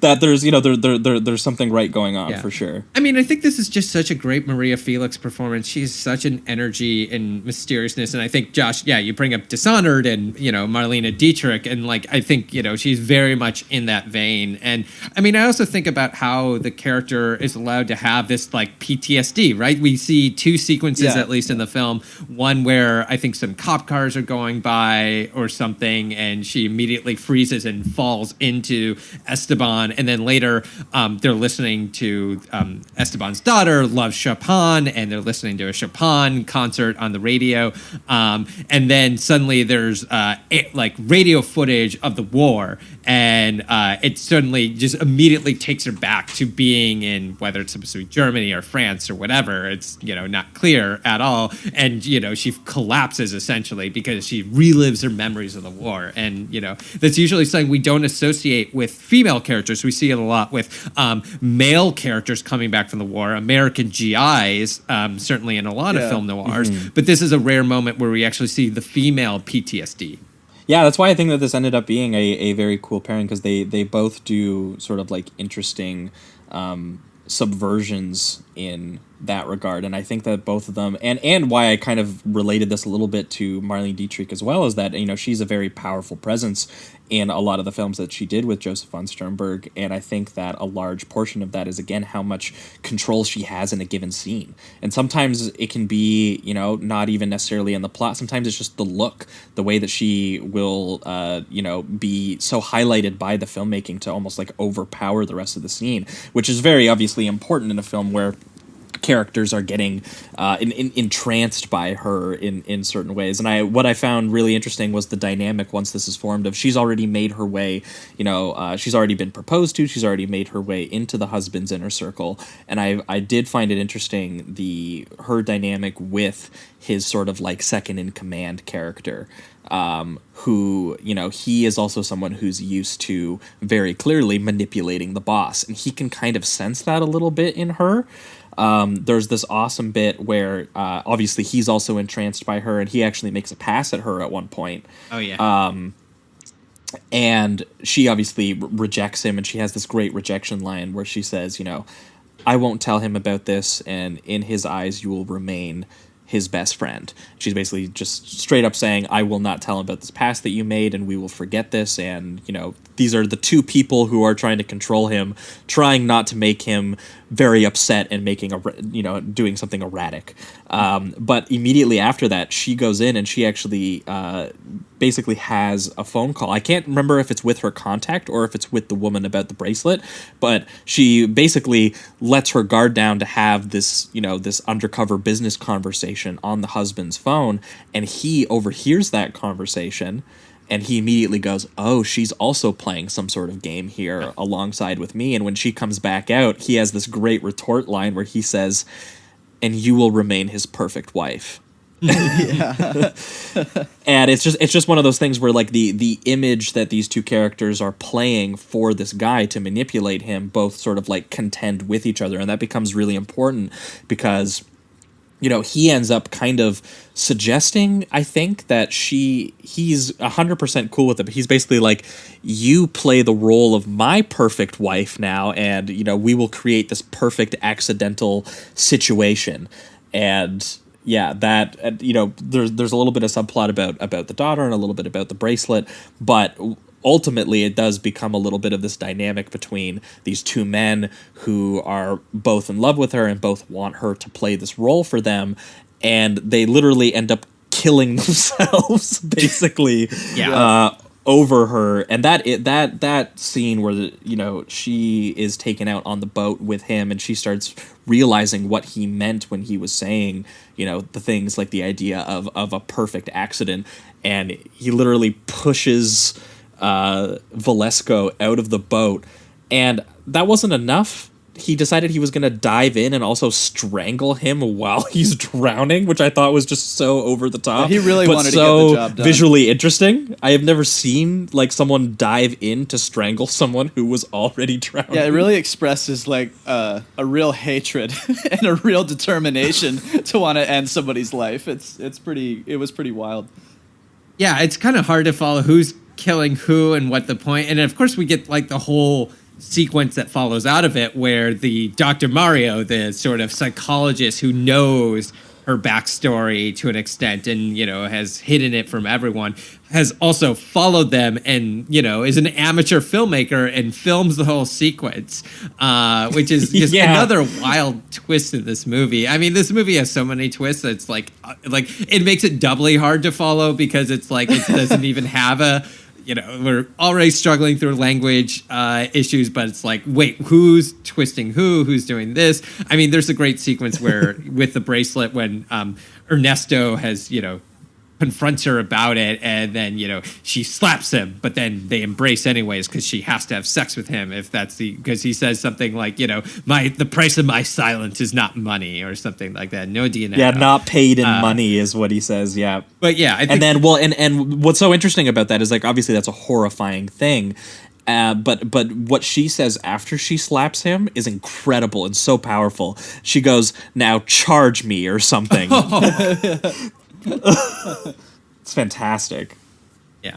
But yeah, I think it's like, it's just the whole idea of, like, you know, having, I mean, I always just think it's really interesting when we have psychologists as characters, obviously, because as Freudian ideas were becoming more popular, and you see this, like, I mean, obviously, I think the key film to this is the Hitchcock film with Ingrid Bergman, and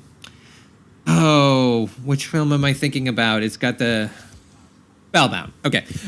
Like Spellbound, that, you know, have psychologists as characters to sort of create more well-rounded characters who can have these scars of the past and, you know, like, exist in these strange spaces. And I think it just kind of adds to this mystery of, like, who is this character? What is this character's motivation? What are they going to do? Will they actually be able to get back their daughter? Unfortunately, spoiler alert, that doesn't happen. It's interesting to like, you know, try and follow these, especially these, like, great star texts that are, like, so focused on, like, making the most beautiful woman go through hell. Yeah, for real. Like, having that sequence in the water where the two men drown each other was already, you know, there's a lot of trauma, a lot of depression there already, and then to have all those sequences after where, you know, it's found out that the guy filmed the murder, so they have kind of an emotional scene where he decides to burn it and not turn her in, and then she finds out, I believe, that her family has died in the camps, and so that she has no one to actually give the money or whatever she has acquired to. It's just you know, her whole plan is basically just crumbled because of the one thing she actually cared about. She was basically going to disrupt, you know, the people who were profiting off of the war, and she was going to use that money to actually help the victims of the war. Right. That seems to be sort of like how she was sort of like logically translating. Yeah. So like that's what it feels like her mission was, and how she saw it as almost like you know, again, the sort of like religious salvation, how she was going to right a wrong. And what's so interesting is that over the course of the film, you know, she's had to do, I guess she views it as so many wrongs, but there was a logic to it. There was I'm doing this for some sort of good. And then it's so devastating when that good obviously, like, can't actually come to fruition, and then she's sitting there kind of wondering why she did what she did, almost in some way, where she's just like, this guy that just really loved me and wasn't necessarily a terrible person died, the people who I was trying to help can't be helped, and now I'm just sitting here with all of this money. And I believe she actually just gives that money all to the daughter, right? Well, not her daughter, it's like an orphan. Not her daughter. Yeah. Oh, well, I thought she gave it to the husband's Oh, she daughter, gives it. So yeah, the husband's money that she got she marries into, all that money she gives away to the daughter. She says, like, that can all just go to her. That's what I was thinking. And then it's like the final sequence at the end where, she goes to this large bridge in Mexico City, and it looks like she might throw herself off. And because Mexico's an extremely Catholic country, she hears church bells, which convince her that maybe she should not. And then she sees an orphan child and gives a bunch of money. I don't know if it's clear which money that is, or if that's a specific plot money as much as a bunch of money, but she decides that she can still theoretically do good in this world and not throw herself into the river. Yeah, and she does that too, because I love the speech that she gives to the one guy, the guy who is like an amateur filmmaker who films, the very ugly action that happened on that boat that we see. And she says something along the lines of, all of my actions since arriving here have been so cold and premeditated, even in marriage, which is something that should be warm and loving in a sense. And I found it just so interesting. I think she said something along the lines of that she's been a victim of adversity and a product of this dark age. And she even asks to be turned in. She says, "Can you hand me over to justice? I am a full out accessory to the murder of essentially an innocent man," and it just feels wrong, despite the fact that this is obviously she's doing a good thing. And I found that just that made its way to me through the filmmaking, even if again the convoluted plot plus some of the translation issues on what exactly was happening in that convoluted plot didn't make it all the way in. But I found that her performance, especially in that scene when she's talking to the filmmaker, very strong. Yeah, I was able to understand her story perfectly in that sense. The certain plot points obviously where I have no fucking clue here and there, but her overall arc and story I really felt like I understood. I mean, she played it so well, just the strength that she has as a character, and then also to have those breaking moments of the PTSD were really impressive. Maria definitely carries this whole thing. Not to say that everyone else in it is bad. It's just that I felt like I was really attached to her and I could really understand the story even throughout the lack of communication with her. So yeah, she was really strong. And she really gets across those complex emotional ideas without even needing the words to do it. Yeah, which is really impressive. Absolutely. Yeah. This is what Film X was really known for. They also had Content Floss. It's they do star vehicles, and this is just a star vehicle through and through. And it just builds around we have the greatest actor in terms of our lot and our capacity in the Spanish language. We need to build films that show off, and especially so many of these roles. I mean, Maria Felix was known for a lot of torturous affairs, marriages, things she went through as much hell in a real life as she does in this film. And, I think that blurring of reality and fiction was something the studio loved playing on and loved, putting her in these circumstances that they could play off. And, this is true of a lot of, great actors of any era. That's great. I was going to say that's very Judy Garland of them. Yeah, definitely. Nice. Well, pivoting towards the reductive rating round, this one, I think that if this got restored and it got translated and I could pick up even more, I think it would be even higher. But this is a high 3 from me. Yeah. I think that with a little bit more detail, I'd get even more out of it. But I definitely, again, the sort of convoluted nature of just sometimes the noir genre in general, and then also dealing with sort of YouTube auto translation. There was some stuff in this that I missed that might even make it more complex, but I still think overall that again it's a really neat little Mexican espionage noir, and it has a cool historical context where the what you would normally assume as the femme fatale character, who again in a lot of noir is painted as sort of morally confused in kind of a negative way.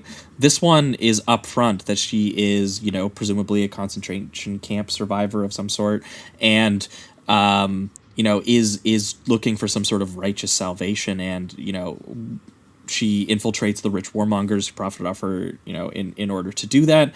And, she just ends up finding essentially more ugliness, and she's very hurt by that. And I think that Maria Felix really gets that across in her performance, and I found this more morally complex than I thought I could have based on what I was able to actually see what she was saying. But even in the few moments where I could see what she was saying, like again, that the scene that really stuck with me was when the guy is basically like, you are going to have sex with me in order to get this bracelet.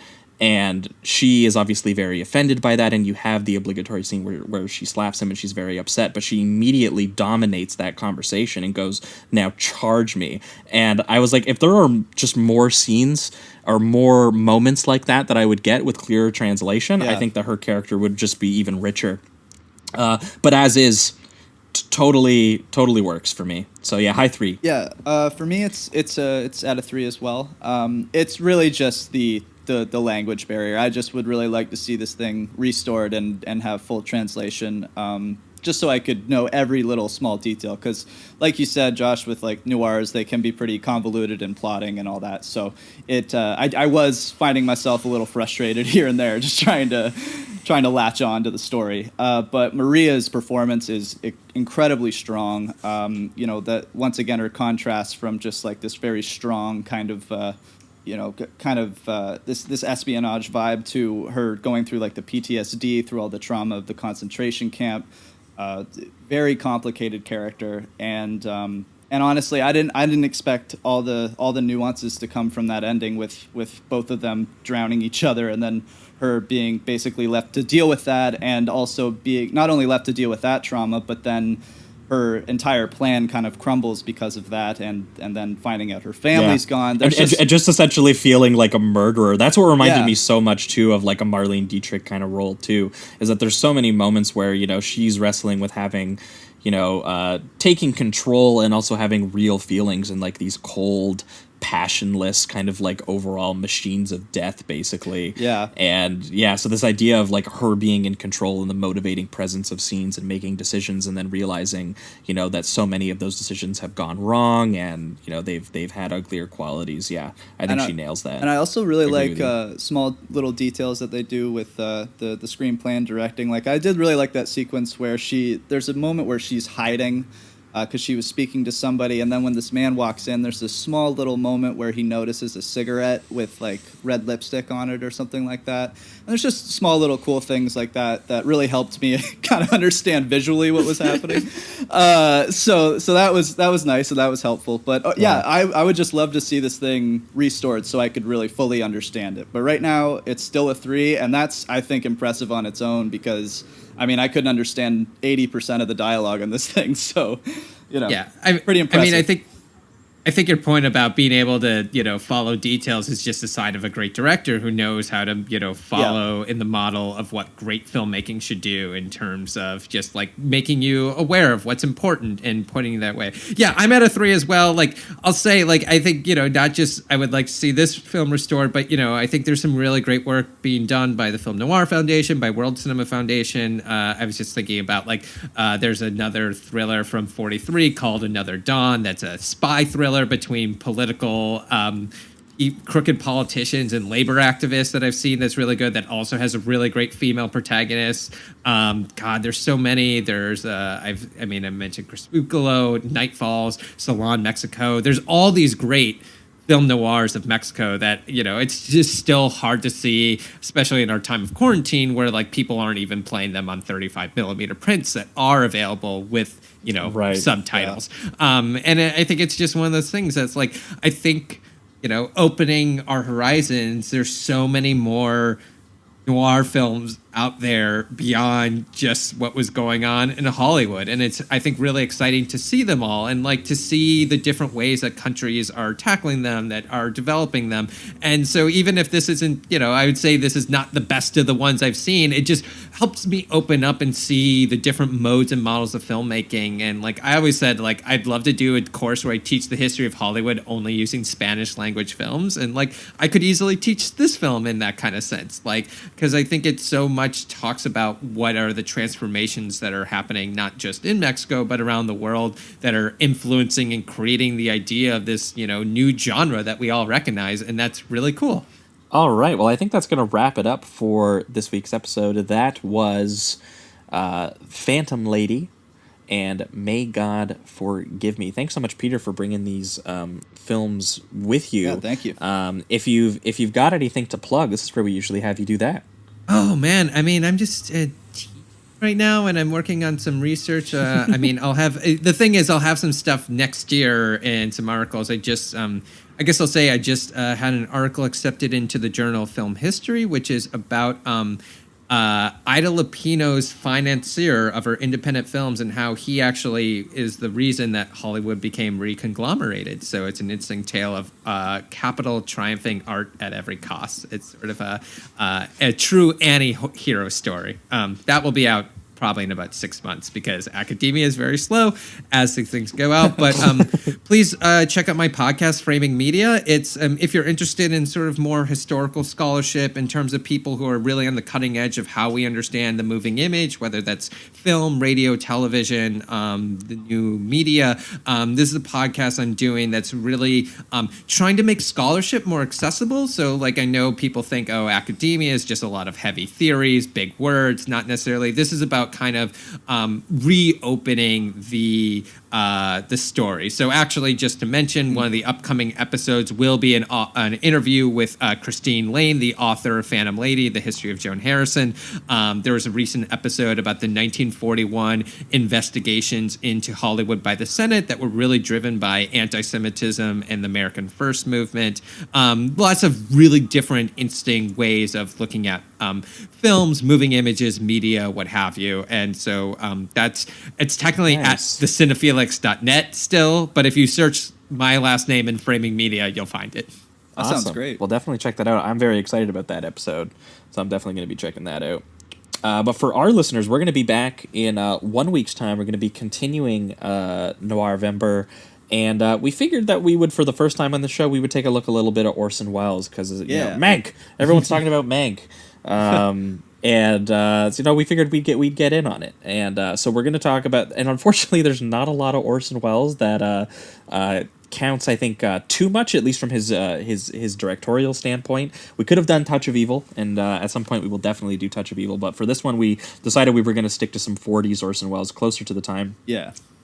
That Mank will actually be taking place. So we're going to talk about his kind of butchered and controversial noir Lady from Shanghai from 1948, and then we're going to be talking about the film school classic, respecting the classics, like our friends at Extended Clip like to say. We're going to be talking about Carol Reed's The Third Man, which has one of the most famous cameos by Orson Welles that there is. So we're going to be talking about his on-screen presence and a little bit of his behind-the-screen presence as well with Lady from Shanghai. And then in 2 weeks' time, we are going to be back with special guest Anna Swanson. She is going to be kind of bridging the gap between the end of Noirvember and moving into... There's no theme for December. December's whatever. So that's why I said she could do whatever she wanted. We try to just have a movie with a scene of Christmas lights, and that's it. That's the closest. Yeah, near the end somewhere. But Anna is going to be bringing on the film Silent Partner with Elliot Gould, I believe, and then she's also going to bring on Martin Scorsese's remake of Cape Fear from 1991. Awesome. So that is what we're going to be talking about in 2 weeks' time. But thanks, as always, for listening, guys. It's going to wrap it up for everything this week, and keep it sleazy. Keep it sleazy.